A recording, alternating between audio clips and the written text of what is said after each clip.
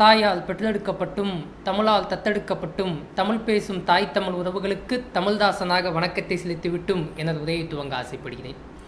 இன்று நான் பேசப்போகும் எழுத்தாளரை பற்றி சொல்ல வேண்டுமென்றால் அழகாக சொல்லலாம். என்ன அப்படின்னா, திங்கட்கிழமையை தாண்டாமல் செவ்வாய்க்கிழமை கிடையாது.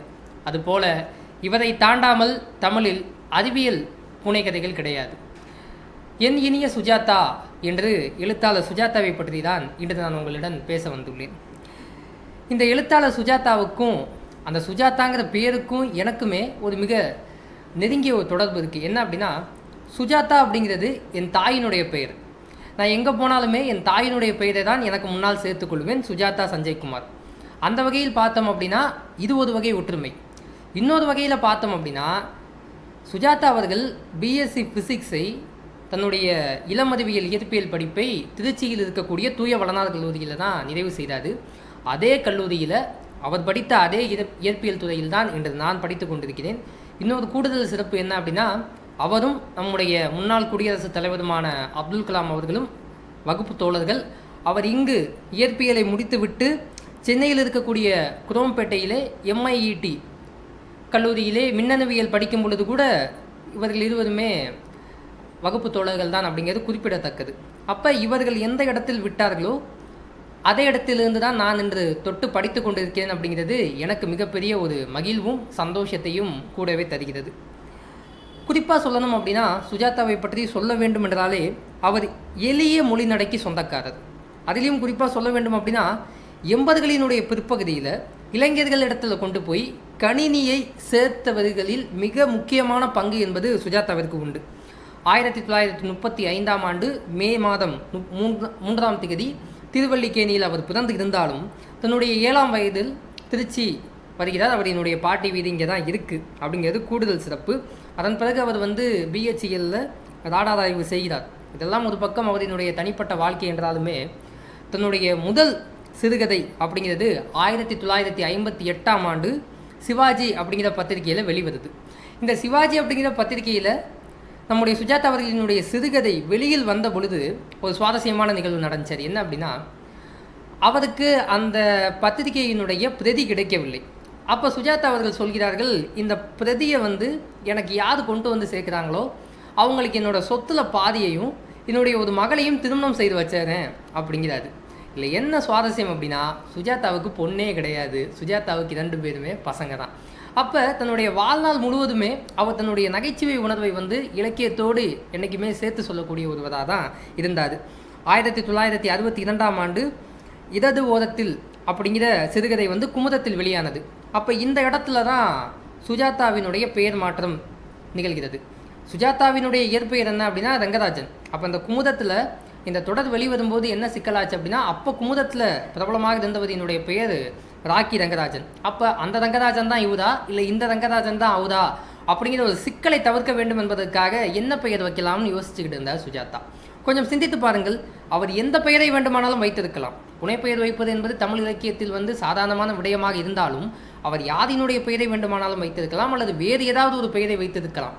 ஆனால் தன்னுடைய மனைவியினுடைய பெயரான சுஜாதாவை வைத்தது தான் கூடுதல் சிறப்பு. அந்த இடத்தில்தான் சுஜாதா என்ற ஒரு எழுத்தாளர் என்பதையும் தாண்டி, ஒரு படைப்பாளி என்பதையும் தாண்டி ஒரு புரட்சியாளர் என்று இடம் பிடிக்கிறார். அது ஒரு மிகப்பெரிய புரட்சி அக்காலகட்டத்தில், ஏன் காலகட்டத்திலும் கூட. அதன் பிறகு சுஜாதா அவர்களினுடைய கதைகளை பற்றி சொல்லிக்கொண்டே போகலாம். ஒரே வரியில் சுஜாதாவுக்கு ஒரு பட்டம் கொடுக்கணுங்க அப்படின்னா என்ன கொடுக்கலாம் அப்படின்னா, விஞ்ஞானத்தின் விக்கிபீடியா. இதண்டே வார்த்தை தான், விஞ்ஞானத்தின் விக்கிபீடியா. விக்கிபீடியாவில் நீங்கள் எதை போய் கேட்டாலும் கிடைக்கும். அதுபோல் விஞ்ஞானத்தினுடைய விக்கிபீடியா சுஜாதா அப்படின்னு நான் சொல்லுவேன். அதிலும் குறிப்பாக சொல்லணும் அப்படின்னா, ஏன் நாம் சுஜாதாவை விஞ்ஞானத்தின் விக்கிபீடியான்னு சும்மா சொல்லிட்டு போயிட முடியுமா? அதுக்கு ஏதாவது ஒரு சான்றிதழ் கொடுக்கணும்ல. அவர் எழுதிய நகரம் அப்படிங்கிற ஒரு சிறுகதை இருக்குது. நான் இன்றைக்கி காலையில் படித்தேன். அந்த நகரம் அப்படிங்கிற சிறுகதை வாய்ப்புள்ளவர்கள் கண்டிப்பாக படிக்க வேண்டும். அந்த சிறுகதையை நான் உங்கள்கிட்ட சொல்ல விரும்பலை. ஆனால் அந்த சிறுகதையினுடைய மையமான கதை கரு என்ன அப்படின்னா, ஒரு கிராமத்திலிருந்து வரக்கூடிய ஒரு ஏழை பெண்மணிக்கு நம்முடைய நகரத்தில் இருக்கக்கூடிய ஒரு மிகப்பெரிய மருத்துவமனையில் நிகழக்கூடிய ஒரு சம்பவம், ஒரு துயர்மிகமான சம்பவத்தை பற்றி தான் அந்த கதை சொல்லும். அந்த சிறுகதையை தொடங்கும் பொழுது சுஜாதா அவர்கள் அழகாக ஒரு விஷயத்தை விதிச்சிருப்பார். என்ன தெரியுமா? அந்த சம்பவம் என்பது மதுரை மாநகரில் நடக்கும்.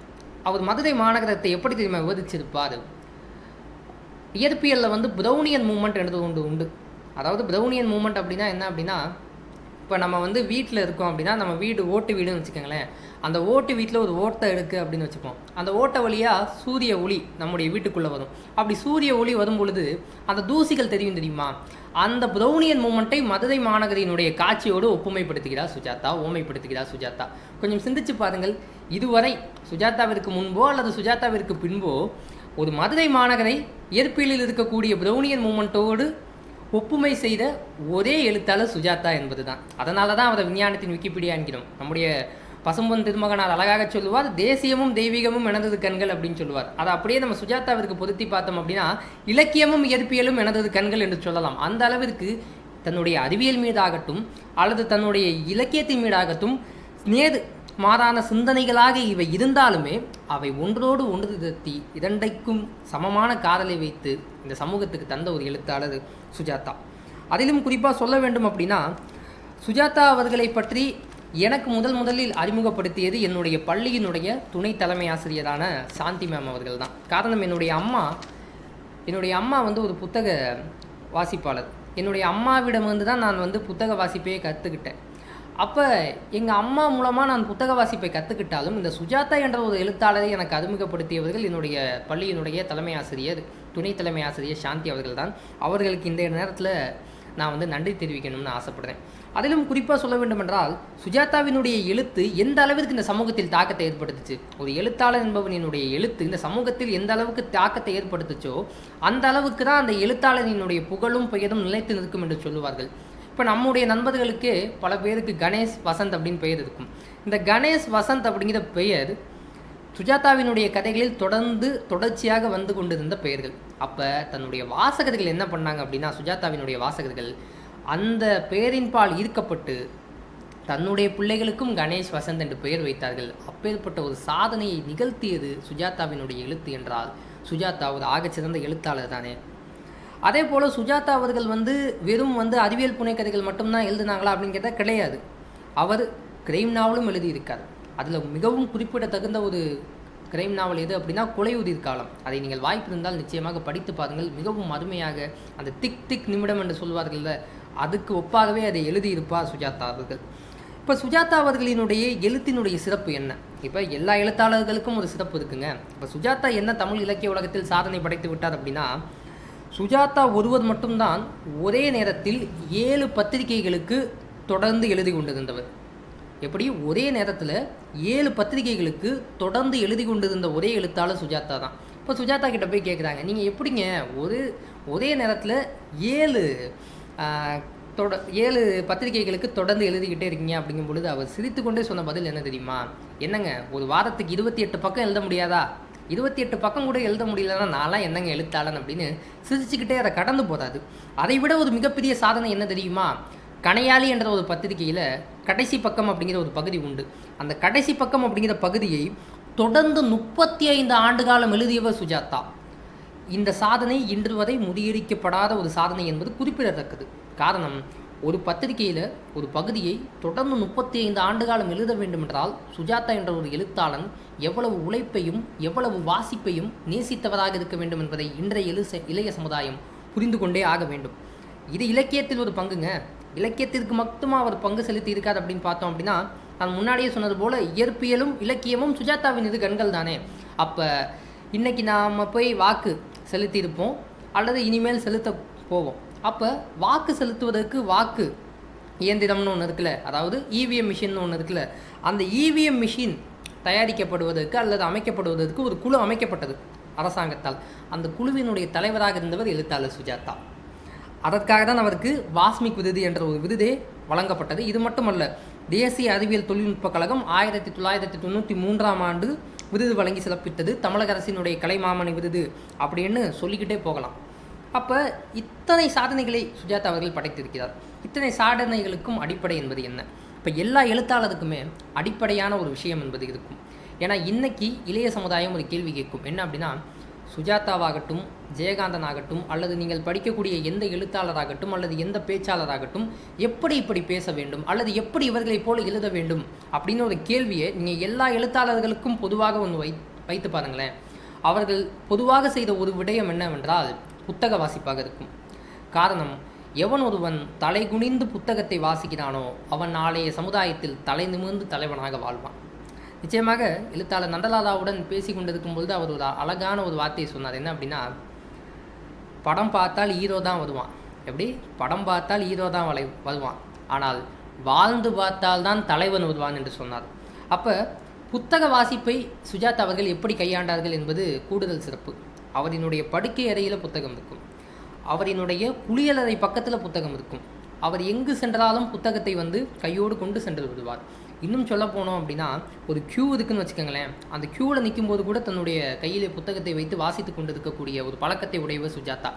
இதில் என்னங்க உங்களுக்கு ஒரு ஆதாரம் வேணும் அப்படின்னீங்கன்னா, நீங்கள் நம்முடைய வலையொலி யூடியூப்பில் போய் நீங்கள் ரைட்டு சுஜாதா இன்டர்வியூன்னு போட்டாலே அவர் கோபிநாத் அவர்களுடன் கொடுத்த ஒரு நேர்காணல் இருக்கும். அந்த நேர்காணல் அவர் கொடுக்கும் பொழுது கூட அவரினுடைய கையில் நானோ டெக்னாலஜி பற்றிய புத்தகம் இருக்கும். அப்போ புத்தகத்தை எந்த அளவுக்கு அவர் நேசித்திருக்கிறார், இன்னும் சொல்லப்போனால் வாசிப்பை எந்த அளவுக்கு அவர் சுவாசித்திருக்கிறார் என்பது நாம் புரிஞ்சுக்கிட்டே ஆக வேண்டும். நம்முடைய பாரதிதாசன் அழகாக சொன்னான், படி நூலைப்படி, சங்கத்தமிழ் நூலைப்படி, முறைப்படி நூலைப்படி, காலையில் படி, கடும் பகல் படி, மாலை இரவு பொருள் படும்படி நூலைப்படி, கற்பவை கற்கும்படி வள்ளுவர் சொன்னபடி, கற்கத்தான் வேண்டும் அப்படி, கல்லாதவர் வாழ்வது எப்படி, நூலைப்படி, அறம்படி பொருள்படி, அப்படியே இன்பம் படி, இறந்த தமிழ் நான் மறை பிறந்தேன் என்று சொல்லும்படி நூலைப்படி, அகப்பொருள்படி அதன்படி, புறப்பொருள்படி நல்லபடி, புகப்புக படிப்படியாய் புலமைவதும் என் சொல்படி நூலைப்படி, சாதி என்னும் தாழ்ந்தபடி நமக்கெல்லாம் தள்ளுபடி, சேதி எப்படி தெரிந்தபடி, தீமை வந்திடுமே மறுபடி நூலைப்படி, பொய்யிலே முக்கால் படி, புதட்டிலே கால்படி, வையகம் ஏமாறும்படி, வைத்துள்ள நூல்களை ஒப்புவதப்படி நூலைப்படி, தொடங்கையில் வருந்தும்படி, இருப்பினும் மூன்றிப்படி, அடங்கா இன்பம் மறுபடி என்ற ஆண்டோர் சொல்படி நூலைப்படி என்று பாரதிதாசன் சொன்னான். அவர் சொன்னதை செய்து காட்டியவர் சுஜாதா. காரணம், தன்னுடைய எழுத்தாகட்டும், தன்னுடைய பேச்சாகட்டும், தன்னுடைய சிறுகதையாகட்டும், தன்னுடைய கவிதையாகட்டும், அவை அனைத்திற்குமே அடித்தளமாக அவர் நினைத்தது வாசிப்பை தான். எனவே தான் அவர் வாசிப்பை நேசித்தார், சுவாசித்தார். இதோட முடிஞ்சு வச்சாங்க. கொஞ்சம் யோசிச்சு பாருங்கள். அவர் அறிவியல் கதை எழுதியாச்சு, அவர் சிறுகதை எழுதியாச்சு, அவர் கிரைம் நாவல் எழுதியாச்சு. இதோட மனுஷன் விட்டாரா? கிடையாது. நாடகத்தையும் எழுதியவர் சுஜாதா. அவரினுடைய நாடகம் அரங்கேறுவதற்கு மிக மிக உதவியாக இருந்தவர் நடிகர் பூரணம் விஸ்வநாதன். அதில் சில குறிப்பிட்ட நாடகங்களை நான் உங்களிடம் பகிர்ந்து கொள்ள வேண்டும் என்று ஆசைப்படுகிறேன். என்ன அப்படின்னா, டாக்டர் நரேந்திரநாத்தினுடைய வினோத வழக்கு, கடவுள் வந்திருக்கிறார், பாரதி இருந்த வீடு, ஆகாயம் போன்ற பல நாடகங்களை சுஜாதா அவர்கள் எழுதியிருக்கிறார்கள். சுஜாதாவினுடைய நாடகத்தினுடைய எழுத்து சிறப்பு என்ன அப்படின்னா, சுஜாதாவினுடைய நாடகத்தை நீங்கள் படிக்கும் பொழுது ஒரு உணர்வு கிடைக்கும் தெரியுமா? அதே உணர்வு அந்த நாடகம் நடிக்கப்படும் போதும் கிடைக்கும். அப்போ அதுதான் சுஜாதாவினுடைய எழுத்து சிறப்பு, அதுதான் சுஜாதாவினுடைய அந்த எழுத்தாளனுக்கான சிறப்பு என்பதை நான் இங்கே பதிவு செய்யணும்னு ஆசைப்படுறேன். இன்னொன்று, இந்த சுஜாதா அவர்கள் என்ன செய்து விட்டார் தமிழுக்கு? இது ஒரு மிகப்பெரிய விஷயம். இந்த சுஜாதா அவர்கள் என்ன செய்து விட்டார்? மித்த எந்த எழுத்தாளர்களிடம் இல்லாத எந்த சிறப்பு சுஜாதாவிடம் இருக்குது. இது ஒரு முக்கியமான விஷயம். அது என்ன சிறப்பு அப்படின்னா, அவரே சொல்கிறாரு, அறிவியல் புனைக்கதைகளை தமிழில் எழுதுவது கொஞ்சம் கஷ்டம்தான், ஆனால் தமிழால் எல்லாமே முடியும் அப்படிங்கிறார். அந்த நம்பிக்கையை பார்த்தீங்களா இல்லையா? தமிழில் அறிவியல் புனைக்கதை எழுதுவது கஷ்டம்தான், நான் இல்லைன்னு சொல்லலை, சிரமம் தான், நான் இல்லைன்னே சொல்லலை, ஆனால் தமிழால் எல்லாமே முடியும் அப்படிங்கிறாரு. அப்போ அவர் ஒருவர் தான். இப்போ நீங்கள் பார்த்தீங்க அப்படின்னா, நம்ம இந்த தமிழ் சார்ந்து இயங்கக்கூடிய அமைப்புகளில், இப்போ நான் தமிழரன் மாணவர்கள் என்ற ஒரு அமைப்பில் இருக்கேன். அப்போ இந்த உலக தாய்மொழி தினம் கொண்டாடப்படும் பொழுது நாங்கள் என்ன பண்ணுவோம் அப்படின்னா, ஆங்கில சொற்கள் இருக்குன்னா அதுக்கு இணையான தமிழ் சொல் அப்படின்னு போடுவோம். இப்போ ஊதுப்பி அப்படின்னு இருக்குல்ல, ஊதுப்பி அப்படின்னா என்ன அப்படின்னா பலூன். அப்போ அந்த ப்ராக்கெட்டில் போடுவோம், ஊதுப்பி பக்கெட்டில் விட்டின் ப்ராக்கெட், நாங்கள் பலூன் அப்படின்னு போடுவோம். இந்த நடைமுறையை தமிழுக்கு அறிமுகப்படுத்தியவர் சுஜாதா தான். அதே போல் சுஜாதாவினுடைய எழுத்தினுடைய இன்னொரு சிறப்பு என்ன தெரியுமா? அந்த தொடர் ஓட்டம். அதாவது ஒருவன் வந்தான், அலைபேசி ஒலித்தது, எடுத்து பேசினான், இதை இப்படி எழுதலாம். ஆனால் சுஜாதா எப்படி எழுதுவார் அப்படின்னா, அலைபேசி ட்ரிங் ட்ரிங் என ஒலித்தது, அவன் குடுகுடு என ஓடி எடுத்தான். அந்த தொடர் ஓட்டம், அந்த தொடர் ஓட்டத்தோட நம்மளையும் கதையோடு சேர்ந்து ஓட வைக்கக்கூடிய அந்த திறமை என்பது சுஜாதாவிடம் இருந்தது தான் சுஜாதா அவர்கள் இந்த அளவிற்கு பிரபலமானதற்கு மிக மிக முக்கியமான காரணம். இத்தனை ஆண்டு காலம் கழித்தும் சுஜாதாவினுடைய எழுத்தை படிக்காமல் இருக்கலாம் பல பேர் இன்றைய சமுதாயம், அல்லது சுஜாதாவினுடைய சிறுகதையை படிக்காமல் இருக்கலாம், அல்லது சுஜாதாவினுடைய கிரைம் நாவல்களை படிக்காமல் இருக்கலாம், சுஜாதாவை பற்றி தெரியாதவர்கள் கூட யாருமே பல பேர் இருக்கலாம். ஆனால் சுஜாதா இந்த திரையுலகத்திற்கு கொடுத்த சாதனை அல்லது திரையுலகத்தில் அவர் செய்த சாதனை, திரையுலகத்திற்கு அவர் கொடுத்த பங்களிப்பு என்பது வரலாற்றால் மறைக்கவும் முடியாதது, மறக்கவும் முடியாதது. காரணம், இந்தியன் திரைப்படத்தில் அவர் எழுதிய வசனமாகட்டும், அல்லது ரோஜா திரைப்படமாகட்டும், அல்லது கண்டுகொண்டேன் ஆகட்டும், அல்லது அந்நியன் ஆகட்டும், அல்லது எந்திரன் ஆகட்டும், இவை அனைத்திலும் சுஜாதாவினுடைய வசனங்கள் இன்றைய இளைய சமுதாயம் வரைக்கும் கட்டி போட்டு கொண்டு தான் இருக்குது. அதில் குறிப்பாக சொல்லணும் அப்படின்னா, சமீபத்தில் வெளியான இந்தியன் 2 திரைப்படத்தில் சுஜாதா அவர்கள் இல்லாததை இன்றைய இளைய சமுதாயம் மிகவும் இயக்கத்தோடு பார்த்தது. அது உண்மை. சுஜாதாவினுடைய திரைக்கதையை இன்றைய இந்தியன் 2 படத்தில் நம்மளால் பார்க்க முடியல அப்படின்ட்டு பெரியவங்க வருத்தப்படலை, இன்றைய இளைய சமுதாயம் வருத்தப்பட்டது. அப்பேற்பட்ட ஒரு சமுதாயத்தை வருத்தப்பட வைத்தவர் சுஜாதா அப்படின்னா, அவரினுடைய எழுத்து எந்த அளவுக்கு ஒரு கூர்மையானது அப்படிங்கிறத நம்ம புரிஞ்சுக்கிட்டு தான் ஆகணும். காரணம், அந்த இந்தியன் 1 சொல்கிறேன், அதில் ஒரு வசனம் என்பது வரும். சுஜாதாவினுடைய வசனம் எனக்கு மிகவும் பிடித்த ஒரு வசனம். என்ன அப்படின்னா, உனக்கு எத்தனை வருஷமாக தெரியும் சந்துருவை? 2 வருஷமா அப்படிம்பாங்க. எனக்கு 30 வருஷமாக தெரியும். ரொம்ப நாள் கழித்து தவம் இருந்து பெற்ற புள்ள. சின்ன வயசில் அவனை தூக்கி கொஞ்சும்போது முத்தம் கொடுப்பேன். அப்படி முத்தம் கொடுக்கும்போது என் மீசை குத்துதுன்னு அழுவான். அன்னைக்கு அவனுக்காக மீசை இழந்த இதே சேனாபதி இன்னைக்கு அவனை இழக்கவே தயாராகிட்டான். இதை சொல்லும்பொழுது திரும்பவும் சுஜாதாவினுடைய வசனத்தை நடிகை மனிஷா கொய்ராலா சொல்லும் பொழுது அவங்க சொல்லுவாங்க, புத்திக்கு புரியுது, மனசுக்கு புரியலை அப்படிம்பாங்க. இதுதான் சுஜாதாவினுடைய வசனம், இதுதான் சுஜாதாவினுடைய எழுத்து. அப்போ இன்றைய இளைய சமுதாயம் கூட சுஜாதாவை ஏக்கத்தோடு பார்க்குது. இன்றைக்கி சுஜாதா இருந்திருந்தா நல்லா இருக்குமே அப்படின்ட்டு ஒரு 18-20 வயது இளைஞர்கள் கூட்டம் கேட்கிறது அப்படின்னா, அப்போ சுஜாதா ஜெயிச்சுக்கிட்டே இருக்காது. ஜெயிச்சாதுன்னு கூட நான் சொல்லலை, ஜெயிச்சுக்கிட்டே தான் இருக்காது. சுஜாதாவினுடைய எழுத்து என்பது இன்றைக்கும் தேவைப்பட்டு கொண்டே இருக்கிறது அப்படின்னு சொல்வதில் எந்த விதமான மாற்று கருத்துமே கிடையாது. இப்போ சுஜாதாவினுடைய அறிவியல் புனைக்கதைகளை தாண்டி, சுஜாதாவினுடைய கிரைம் நாவல்களை தாண்டி, சுஜாதாவினுடைய நாடகங்களை தாண்டி சுஜாதா சில நீதி கதைகள் எழுதியிருக்காது. அதில் ஒரு கதையை நான் இங்கே குறிப்பிடணும்னு ஆசைப்படுறேன். எனக்கு மிகவும் பிடித்த நீதி கதை அது. ஒரு சின்ன கதை தான். என்ன அப்படின்னா, ஜிம்முவும் கடவுளும் அப்படிங்கிற தலைப்பு கொண்ட அந்த கதை. அது என்ன அப்படின்னா, ஜிம்மு அப்படிங்கிறது ஒரு பாப்பா. அந்த ஜிம்மு அப்படிங்கிற பாப்பாவினுடைய இயற்பெயர் என்ன அப்படின்னா ஐஸ்வர்யா. அதாவது இந்த ஒரு பள்ளிக்கு அந்த குழந்தைய பள்ளியில் கொண்டு போய் சேர்க்கணும். அப்போ அந்த பள்ளி அந்த ஊரில் இருக்கக்கூடிய மிகப்பெரிய பள்ளி. அந்த பள்ளியில் என்ன ஒரு ரூல்ஸ் இருக்குது அப்படின்னா, அந்த பள்ளியில் யார் சேரதா இருந்தாலும் கேள்வி பதில் ஒரு இன்டர்வியூ வச்சு தான் எடுப்பாங்க. அப்போ இந்த பாப்பா, அந்த பாப்பாவோட அம்மா அப்பா எல்லாமே ரொம்ப கஷ்டப்பட்டு அந்த இன்டர்வியூக்காக தயார்படுத்தி கொண்டு இருக்காங்க அந்த பாப்பாவை. அப்போ என்ன ஆகுது அப்படின்னா, இந்த பாப்பாவினுடைய அப்பா அவரோட நண்பர் ஏற்கனவே அந்த இன்டர்வியூ அட்டன் பண்ணவர். அவர் என்ன சொல்கிறாருன்னா, இவளெல்லாம் போட்டு நீங்கள் பட வேணாம், 3 கேள்வி தான் கேட்குறாங்க. பாப்பாவோட பேர் என்ன, பாப்பாவோட வயசு என்ன, பாப்பாவை படைச்சது யாது, இந்த 3 கேள்வி தான். அந்த 3 கேள்விக்கு மட்டும் ஐஸ்வர்யாவை நீங்கள் ப்ரிப்பேர் பண்ணி கூப்பிட்டு போயிருங்க அப்படின்ட்டாங்க. இப்போ அவங்க அம்மா அப்பா 2 பேரும் அந்த ஜிம்மு அப்படிங்கிற ஐஸ்வர்யா கிட்ட இது மாதிரி உன் பேர் என்னன்னு கேட்பாங்கம்மா. பிரின்சிபலு, நீ ஐஸ்வர்யான்னு சொல்லணும், உன் வயசு என்னன்னு கேட்டால் 5ன்னு சொல்லணும், உன்னை யாரு படைச்சதுன்னு கேட்டால் கடவுள்னு சொல்லணும் அப்படின்னு சொல்லி ட்ரைனிங் கொடுத்து கூப்பிட்டு போயிட்டாங்க. அங்கே என்ன சுவாரஸ்யமான நிகழ்வு நடக்குது அப்படின்னா, பிரின்சிபல் கேட்குறாங்க அதே மாதிரி, உன் பேர் என்னம்மா? ஐஸ்வர்யா. உன் வயசு என்னம்மா? 5. சரி, உன்னை படைச்சது யாருமா அப்படிங்கும்பொழுது 3வது கேள்விக்கு அந்த பாப்பாவுக்கு பதில் தெரியலை. அதுவும் யோசிக்குது, ரொம்ப பதட்டமாகுது.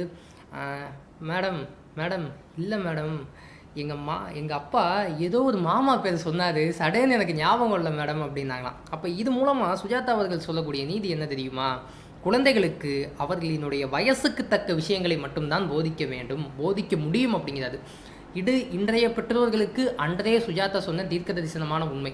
ஒரு குழந்தை என்னவாக ஆக வேண்டும் அல்லது அது எதை நோக்கி செல்ல வேண்டும் என்பதை அந்த குழந்தை தன்னுடைய பருவத்திற்கு ஏற்றாற் போல்தான் முடிவு செய்யுமே தவிர, ஒரு குழந்தையை எல்கேஜியில் சேர்க்கும் பொழுதே என்னுடைய மகனோ மகளோ டாக்டராகவோ இன்ஜினியராகவோ கலெக்டராகவோ ஆக வேண்டும் என்று நீங்கள் முடிவு செய்யாதீர்கள். காரணம், உங்களினுடைய முடிவை அவர்களினுடைய முன்னுரையாக திணிக்காதீர்கள் என்பதுதான் சுஜாதா சொன்ன ஒரு ஆகச்சிறப்பான கருத்து. அதை ஒவ்வொரு பெற்றவர்களும், இன்றைய பெற்றவர்களாகட்டும் அல்லது நாளைய பெற்றவர்களாகட்டும், நிச்சயமாக கடைபிடிக்க வேண்டும் என்பதை இந்த இடத்தில் நான் ஆணித்தரமாக பதிவு செய்ய வேண்டும் என்றே ஆசைப்படுகிறேன். குறிப்பாக சொல்லணும் அப்படின்னா, நான் சமீபத்தில் சுஜாதாவினுடைய எழுத்தாக படித்தது சொர்க்கத்தீவு அப்படிங்கிற ஒரு புதினம். அந்த சொர்க்கத்தீவு அப்படிங்கிற புதினம் வெளிவந்த ஆண்டு 1971. அப்போ நான் பிறக்கவே கிடையாது. நான் அந்த புத்தகத்தை படித்த ஆண்டு 2024. 2023 ஒரு தாட்டி படித்தேன். இப்போ சமீபத்தில் 2024 ஒரு தாட்டி படித்தேன். அப்போ அந்த நாவலினுடைய மைய கதை என்ன அப்படின்னா, இங்கே சென்னையில் இருக்கக்கூடிய ஐயங்கார் என்ற ஒரு இளைஞர் ஒரு மாறுபட்ட கிரகத்துக்கு வந்து அழைத்து செல்லப்படுவார், கடத்தி செல்லப்படுவார். அங்கே எதுவுமே இயற்கையாக இருக்காது, எல்லாமே செயற்கையாக இருக்கும். நீங்கள் கொஞ்சம் யோசிச்சு பாருங்கள், அந்த கதையை நீங்கள் படித்து முடிக்கும் பொழுது இந்த மனுஷன் எப்படா இன்றைக்கி நடக்கக்கூடிய விஷயத்தை எல்லாத்தையுமே 1971 எழுதியிருப்பான் அப்படின்ட்டு உங்களுக்கே ஆச்சரியமாக இருக்கும். அதனால தான் சுஜாதாவை பல பேர் தீர்க்கதரிசி அப்படின்னு சொல்லுவாங்க. காரணம், இன்றைய கட்டத்திலிருந்து அல்லது இன்று இருந்து கொண்டு இன்றைய சூழ்நிலையை சிந்திப்பது என்பது வேறு. 1971 ஒரு மனுஷன் ஒரு கதை எழுதுனா அந்த கதை 2024 கூட சாத்தியமாக இருக்குது அப்படின்னு சொல்லுவது எந்த அளவிற்கு சுஜாதாவினுடைய எழுத்தும் அவரினுடைய பார்வையும் அவரினுடைய சிந்தனையும் விசாலமானது என்பதை நமக்கு தெரிய வைக்கிறது. இதுலேயும் சொல்லணும் அப்படின்னா, சுஜாதா எப்பயுமே ஒரு நகைச்சுவைக்கு சொந்தக்காரர். ஒரு தீர்க்க தரிசனமான உண்மையை கூட நகைச்சுவையாக போன போக்கில் சொல்லிட்டு போயிடுவாருங்க. அவர் 1995, 96 போன்ற காலகட்டங்களில் ஒரு பத்திரிகைக்கு ஒரு நேர்காணல் கொடுத்துருப்பார். அதில் ஒரு தீர்க்க தரிசனமாக ஒரு உண்மை சொன்னார். என்ன தெரியுமா? இன்னும் வரும் காலங்களில் அலுவலுக்காக நாம் வீடை விட்டு வெளியே போக வேண்டிய தேவை கிடையாது. ஒரு வேலை வேணும் அப்படின்னா நம்ம வீட்டை விட்டு வெளியில் போக வேண்டிய அவசியமே கிடையாது. அலுவல் தானாக நம்ம வீட்டுக்கு தேடி வரும். ஆனால் என்ன ஒரே கஷ்டம் அப்படின்னா, ஒரு நாள் ஃபுல்லாக பொண்டாட்டியோடு இருக்கணும், மனைவியோடு இருக்கணும். அப்போ இது தீர்க்க தரிசனம். காரணம், கொரோனா போன்ற பெருந்தொற்று காலங்களில் ஒர்க் ஃப்ரம் ஹோம் என்ற ஒரு விடயம் என்று வந்துவிட்டது தானே. இதை இன்னைக்கு சொல்லலாங்க. ஆனால் 95, 96 காலகட்டங்களிலேயே தீர்க்க தரிசனமாக சொன்னவர் சுஜாதா. அதிலும் சொல்ல வேண்டும் அப்படின்னா, அறிவியல் புனைக்கதைகளுக்கு அவர் கொடுத்த விளக்கத்தை போல வேறு யாருமே கொடுத்தது கிடையாது. காரணம், அறிவியல் புனைக்கதை அப்படின்னா இன்றைக்கி வரைக்குமே ஒரு மிகப்பெரிய சிக்கல் என்பது இருக்குது. அதை புரிஞ்சுக்கிறதுல என்ன அப்படின்னா, ஒருவேளை அறிவியல் புனைக்கதை அப்படின்னா என்ன அப்படின்னா, இப்போ நியூட்டன்ஸ் லா இருக்குது அப்படின்னா அந்த நியூட்டன்ஸ் லாவை வச்சு ஒரு கதை எழுதணும் அல்லது அந்த அறிவியல் கோட்பாடோடு ஒரு கதை எழுதணும் அப்படின்னு தான் நினச்சிக்கிட்டு இருக்காங்க. அது அப்படி கிடையாது. அறிவியல் புனைக்கதை என்பது என்ன அப்படின்னு சுஜாதாவினுடைய விளக்கம் மிகவும் அழகானது. அவர் என்ன சொல்கிறார் அப்படின்னா, அறிவியல் புனைக்கதை என்பது அறிவியல் சார்ந்த சாத்தியக்கூறுகளை வைத்து நியமிக்கப்படுவதே கிடையாது. அதனினுடைய காலையில் இதிலையும் இரவில் வெளிச்சத்தையும் வேண்டுமானால் கொண்டு வரலாம். அந்த ஊரில் இருக்கக்கூடிய இறைவன் புரோட்டான் வடிவம் எடுக்கலாம். பெண்கள் மகப்பேர்வை மொத்தமாக இழந்து மீசையும் தாடியும் வளர்த்து கொள்ளலாம். அந்த ஊரில் இருக்கக்கூடிய நாய்கள் பிளேட்டோ பற்றியும் பிரம்மசூஸ்திரம் பற்றியும் பேசலாம். இது மாதிரி ஆயிரம் மாற்று சாத்திய கூறுகளை சிந்திக்கும் சுதந்திரத்தை அறிவியல் புனைக்கதைகள் தருகிறது. அதாவது ஒரே வார்த்தையில் சொல்லணும் அப்படின்னா, அறிவியல் புனைக்கதைகள் என்பது எல்லையற்ற கற்பனைக்கு ஒப்பானது. அதற்கு எல்லையே கிடையாது, அதனுடைய கற்பனைக்கு எல்லையே கிடையாது அப்படிங்கிறதான் சுஜாதா அவர்கள் சொல்லக்கூடிய ஒரு விடயமாக இருக்குது. நான் ஒரு விஷயத்தை மட்டும் சொல்லி முடிக்கணும்னு ஆசைப்படுறேன். காரணம், சுஜாதாவை பற்றி நான் எங்கு பேசினாலும் இந்த ஒரு விடயத்தை சொல்லாமல் நான் என்னுடைய உரையை முடிப்பது கிடையாது. காரணம் என்ன அப்படின்னா, ஒரு மனுஷன் நமக்கு அட்வைஸ் பண்ணால் கண்டிப்பாக பிடிக்காது. அதுவும் இன்றைக்கி இருக்கக்கூடிய இளைய சமுதாயத்துக்கிட்ட அட்வைஸ் பண்ணாலே பூமர் அங்கிள் அப்படின்னு சொல்லிட்டு போயிடுவாங்க. எந்த ஒரு எழுத்தாளனுமே அட்வைஸ் பண்ணால் பிடிக்காது, யாருக்குமே பிடிக்காது. ஜெயகாந்தன்ட்ட ஒரு வார்த்தை கேட்டிருப்பாங்க, வளர்ந்து வரக்கூடிய எழுத்தாளர்களுக்கு நீங்கள் சொல்ல விரும்பும் அறிவுரை என்ன அப்படின்ட்டு. அதுக்கு ஜெயகாந்தன் சிரிச்சுக்கிட்டே சொல்லுவார், சொன்னால் கேட்க மாட்டாங்களே, அதுதான் எழுத்தாளனினுடைய குணம் அப்படிம்பாது. ஆனால் இளைஞர்களுக்காகவே, இன்றைக்கி இருக்கக்கூடிய இளைய சமுதாயத்துக்காகவே சுஜாதா ஒரு 10 அறிவுரைகளை சொல்கிறார். அது அறிவுரை மாதிரியே கிடையாது, அது நம்முடன் சுஜாதா உரையாடுவது போலத்தான் இருக்கும். அந்த 10 அறிவுரைகள் என்னென்ன அப்படின்னா, முதல் அறிவுரை, ஏதாவது ஒன்றின் மீது நம்பிக்கை வையுங்கள். ஏதாவது ஒன்று, அது கடவுளாக இருக்கலாம், இயற்கையாக இருக்கலாம், அது எதுவாக வேண்டுமானாலும் இருக்கலாம். ஆனால் ஏதாவது ஒன்றின் மீது நம்பிக்கை வையுங்கள். அந்த நம்பிக்கை எப்படி இருக்கணும் அப்படின்னா, கேள்வி இல்லாத நம்பிக்கையாக இருக்க வேண்டும். அதாவது கேள்வி இல்லாத நம்பிக்கையாக இருக்க வேண்டும். காரணம், இன்றைய அறிவியல் அப்படிங்கிறது கேள்வியால்தான் புதழ்ந்து கொண்டும் சுழன்று கொண்டும் இருக்குது. அதனால் கேள்வி இல்லாத நம்பிக்கையை ஏதாவது ஒன்றின் மீது வையுங்கள் அப்படிங்கிறது முதல் அறிவுரை. 2வது அறிவுரை என்ன அப்படின்னா, அம்மாவோ அப்பாவோ நமக்கு ஒரு வேலை சொல்கிறாங்க அப்படின்னா அது கஷ்டமாக தான் இருக்கும். ஆனால் ஒரு சேஞ்சுக்கு அவங்க சொல்கிற வேலையை செஞ்சு பாருங்களேன். அவங்க மிஞ்சி போனால் நமக்கு என்ன வேலை சொல்லுவாங்க? கடைக்கு போய்ட்டு வா, காய்கறி வாங்கிட்டு வா, காஃபி தூள் வாங்கிட்டு வாங்கிற எளிய வேலை தான் சொல்லுவாங்க. அவங்களோட சண்டை போடாமல் அவர்கள் சொல்லக்கூடிய வேலையை செய்து முடித்து விடுங்கள். 3வது அறிவுரை என்ன அப்படின்னா, 3 மணி மேட்னி ஷோவுக்கு போகாதீங்க. 3 மணி மேட்னி ஷோவுக்கு போகாதீங்க. அதுக்கு காரணம் என்ன அப்படின்னா, கிளாஸு கட்டடிக்கணும், தலைவலி வரும், பொய் சொல்ல வேண்டிய அவசியம் இருக்கும். அதனால் 3 மணி மேட்னி ஷோவுக்கு போகாதீங்க. 4வது அறிவுரை என்ன அப்படின்னா, ஒரு நாளைக்கு 4 பக்கமாவது படியுங்கள். 4 பக்கம் போதும், 4 பக்கமாவது படியுங்கள். அதில் ஒரு எக்ஸப்ஷன் வேறு கொடுக்குறாரு, காதல் அல்லாதவை அப்படிங்கிறது. ஒரு நாளைக்கு 4 பக்கமாவது படிங்க. அந்த 4 காதல் அல்லாதவையாக இருந்தால் கூடுதல் சிறப்பு அப்படிங்கிறது.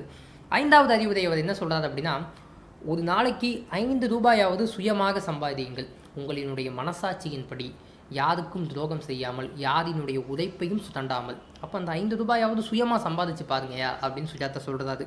6வது அறிவுரை என்ன அப்படின்னா, சாப்பாட்டிற்கு வழி இல்லாமல் அலையும் மக்களை ஒரு நாளைக்கு ஒரு 5 நிமிடம் சிந்தித்து பாருங்கள். அப்போ தான் நம்ம எவ்வளவு உயர்ந்த இடத்தில் இருக்கோம் அப்படிங்கிறத இந்த நமக்கே புரியும். இந்த உலகத்தில் ஒருவேளை கூட உணவுக்கு வழி இல்லாமல் இருக்கக்கூடியவர்களை பற்றி சிந்தித்தால்தான் நாம் எப்பேற்பட்ட ஒரு உயரிய நிலையில் இருக்கிறோம் என்பது நமக்கு புரியும். 7வது அறிவுரை என்ன அப்படின்னா, மிகவும் அழகான ஒரு அறிவுரை என்ன அப்படின்னா, ஞாயிற்றுக்கிழமை என்ன செய்தாலும் காதல் பிஸ்னஸ் வேண்டாம். அவர் சொல்ல வார்த்தை தான், ஞாயிற்றுக்கிழமை எது செய்தாலும் காதல் பிஸ்னஸ் வேண்டாம், காரணம் காதலுக்கு ரொம்ப செலவாகும் அப்படிங்கிறாரு. 8வது அறிவுரை என்ன அப்படின்னா, ஒரு நாளைக்கு 8 முறையாவது மைதானத்தை சுற்றி வாருங்கள், ஏதாவது உடற்பயிற்சி செய்யுங்கள் அப்படிங்கிறாரு. இங்கே தான் நம்ம ஒரு விஷயத்தை கூர்ந்து கவனிக்கணும். எழுத்தாளர் சுஜாதா அப்படிங்கிறவர் அறிவியல் புனைக்கதைகளை தமிழுக்கு அறிமுகப்படுத்தியதில் மிகவும் முக்கியமானவர். அறிவியல் சார்ந்து அந்த கணினி சார்ந்து எழுதக்கூடியவர். ஆனால் அவர் என்ன சொல்கிறார் அப்படின்னா, கணினியை விட்டு ஒரு நாளைக்கு 8 முறையாவது மைதானத்தை சுற்றி ஓடுங்கள் அப்படின்னு தன்னுடைய அறிவுரையில் சொல்கிறாரு.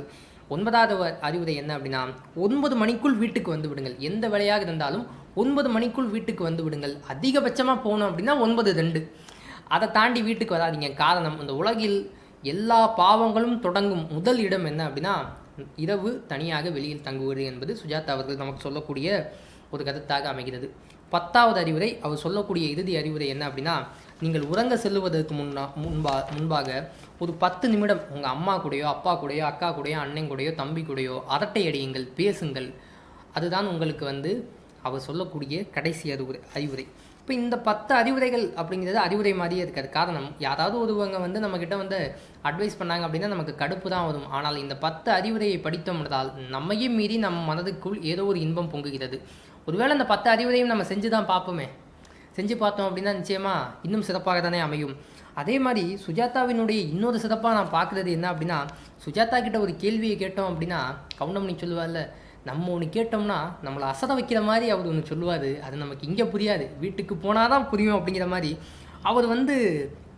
அவரிடம் ஒரு கேள்வி கேட்டோம் அப்படின்னா அதற்கு நம்மை வியக்க வைக்கிற அளவுக்கு பதில் சொல்லுவார்.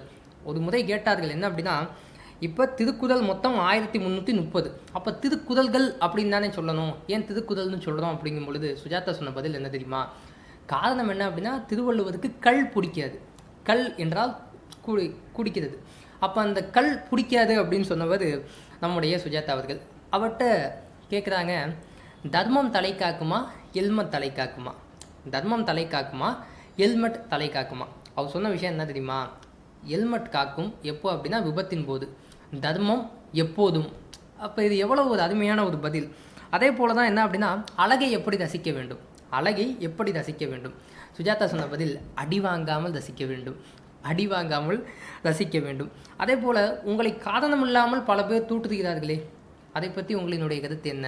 அவர்கள் காரணம் இல்லாமல்லாம் தூற்றுவது கிடையாது, காரணம் இருப்பதால் தான் தூற்றுகிறார்கள் அப்படின்னு தன்னுடைய தூற்றுதலை கூட எவ்வளோ ஒரு புன்னகையோடு அந்த மனுஷன் எடுத்துக்கிட்டு போனாது அப்படிங்கிறது தான் நம்ம இங்கே பார்க்க வேண்டும்.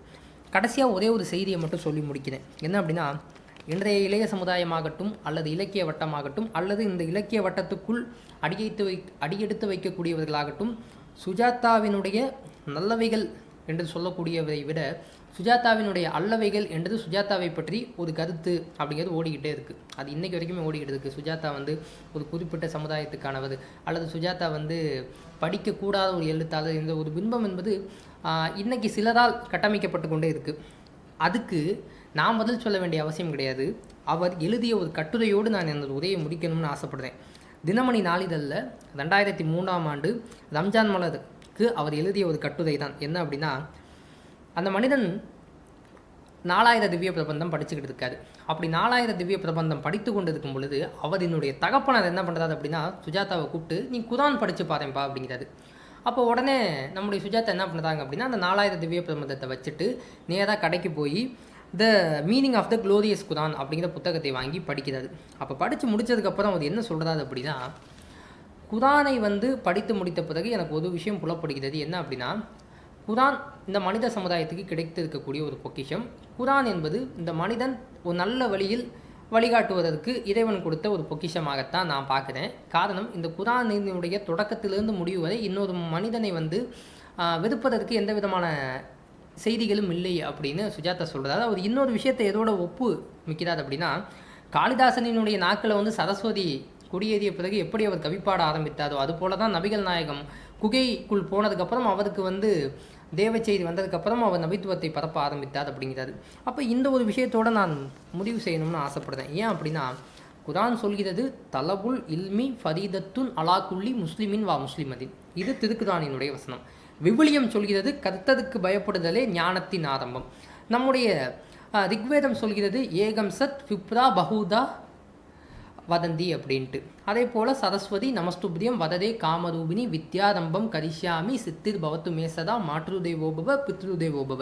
இப்போ இவை எல்லாத்தையும் நீங்கள் ஒட்டுமொத்தமாக பார்த்தீங்கன்னு வைங்களேன், கல்வியை பற்றி இந்த எல்லா சமயமுமே ஒவ்வொரு காலகட்டத்தில் ஒவ்வொரு சமுதாயத்துக்கு தேவையான ஒரு விஷயத்தை தான் சொல்லியிருக்கு. நான் ஏன் இதை சொல்லி முடிக்கிறேன் அப்படின்னா, சுஜாதா என்பவர் ஒரு குறிப்பிட்ட சமுதாயத்துக்கோ அல்லது ஒரு குறிப்பிட்ட இனத்துக்காகவோ எழுதியவர் கிடையாது. மாறாக சுஜாதா என்பவர் அனைத்து சமுதாயத்துக்குமானவர். குறிப்பாக சொல்ல வேண்டும் என்றால் அவர் தமிழ் இலக்கிய உலகத்துக்கானவர் என்பதை அவரினுடைய கட்டுரையிலிருந்தே நம்ம வந்து புரிந்து கொள்ளலாம். கடைசியாக ஒன்று தான், என்ன அப்படின்னா, நான் வந்து முதலாக எழுத்துத்துறைக்கு என்னை எழுத வைத்த பெருமை என்பது ஜெயகாந்தனை தான் சாரும். ஆனால் இந்த இடத்தில் நான் ஒரு முடிவு செய்திருக்கிறேன். என்ன அப்படின்னா, சுஜாதா அவர்கள் படித்த அதே கல்லூரியில், கலாம் அவர்கள் படித்த அதே கல்லூரியில், அதே துறையில் அவர்கள் எங்கு படித்தார்களோ, எங்கு அமர்ந்து படித்தார்களோ அதே இடத்தில் படிக்கக்கூடிய வாய்ப்பை இறைவனானவன் எனக்கு கொடுத்திருக்கிறான். அவர்கள் விட்ட இடத்திலிருந்து நான் தொட ஆரம்பித்திருக்கிறேன். நிச்சயமாக அறிவியல் புனைக்கதைகள் மீதான எனது காதலை சுஜாதா அவர்கள் தட்டி எழுப்பியுள்ளார். நிச்சயமாக இந்த இடத்தில் உங்களுக்கு ஒரு விஷயத்தை சொல்லணும்னு ஆசைப்படுறேன். நாளைக்கு நிச்சயமாக என்னால் ஒரு அறிவியல் புனைக்கதை என்பது படைக்கப்படும். அதற்கு காரணமான ஒரு சுஜாதாவாக தான் இருப்போம். சுஜாதா என்பவர் இன்று நம்மோடு இல்லை. ஆனால் பாரதி சொன்னது போல எழுத்தும் தெய்வம் எழுதுகோளும் தெய்வம் என்பதற்கிணங்க சுஜாதா என்பவரை ஒரு எழுத்தாளராக பார்க்காமல் அவரையே ஒரு எழுத்தாக பாருங்கள். இன்றைய இளைய சமுதாயம் அறிவியல் புனைகலைகளை தொட்டும் பொழுது அந்த தொட்ட இடத்தில் ஒரு பெருமூச்சு என்பது வரும். அந்த பெருமூச்சு என்பது சுஜாதாவினுடைய பெருமூச்சு. இலக்கிய உலகம், தமிழ் இலக்கிய உலகம் என்றெல்லாம் அறிவியலை தொடுகிறதோ அன்றெல்லாம் சுஜாதா வாழ்ந்து கொண்டிருக்கிறார். நாளையும் வாழ்வார், என்றும் வாழ்வார் என சொல்லி நல்லதொரு வாய்ப்புக்கு நன்றி கூறி விடைபெறுகிறேன். நன்றி, வணக்கம்.